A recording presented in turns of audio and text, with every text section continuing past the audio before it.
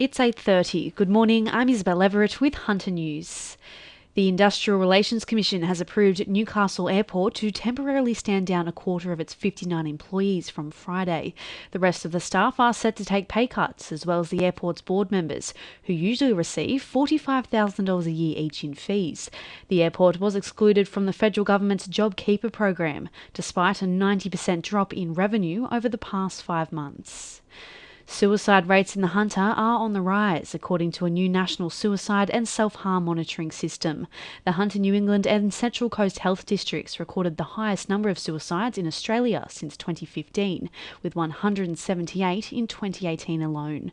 The top 4 risk factors included separation, divorce, relationship issues, and problems relating to legal proceedings.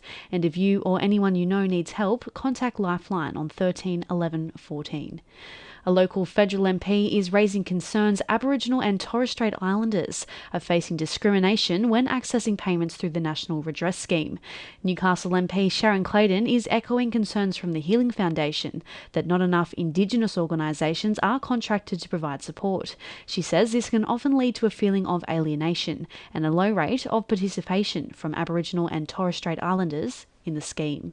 People found engagement with the National Redress Scheme as re-traumatising. I mean, these are people who are already part of, in many cases, the stolen generation. The call has been for there to be an increase in the involvement of Aboriginal-controlled organisations. Concerns over the Port of Newcastle's potentially illegal and anti-competitive lease will go before the Consumer Watchdog next month. The Australian Competition and Consumer Commission has raised concern as the lease forces the port to pay Port Botany for every container it handles over a certain amount.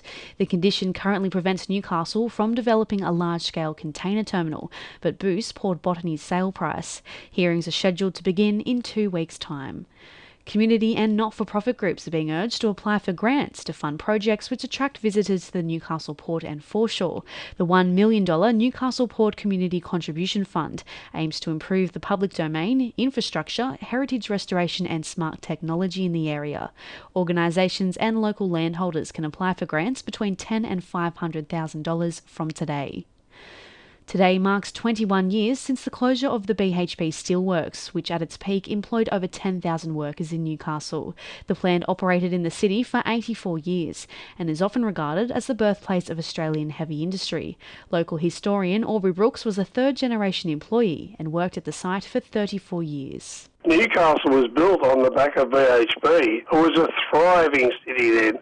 There's no doubt that Newcastle has moved on.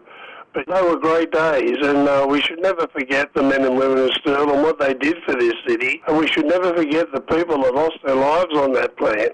And briefly, police will today officially commence Operation Summer Safe across the Hunter. It'll see officers targeting antisocial behaviour, alcohol-related violence, and those failing to follow public health orders. 2NURFM Sport. Knights lock Mitch Barnett is set to play in this week's elimination final against South Sydney on Sunday. The forward has come under fire after allegedly using a racial slur against Titans player Tyrone Peachey during last week's loss on the Gold Coast. Club CEO Phil Gardner has defended Barnett, saying the accusations made against the back rower don't match his behaviour. Broadmeadow coach Anthony Richards concedes Edgeworth have the minor premiership secured with 2 rounds before the Northern New South Wales NPL finals.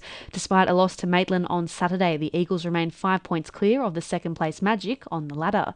Lambton have announced veteran coach Bobby Numov will join the club's coaching staff for next year's Northern New South Wales NPL season.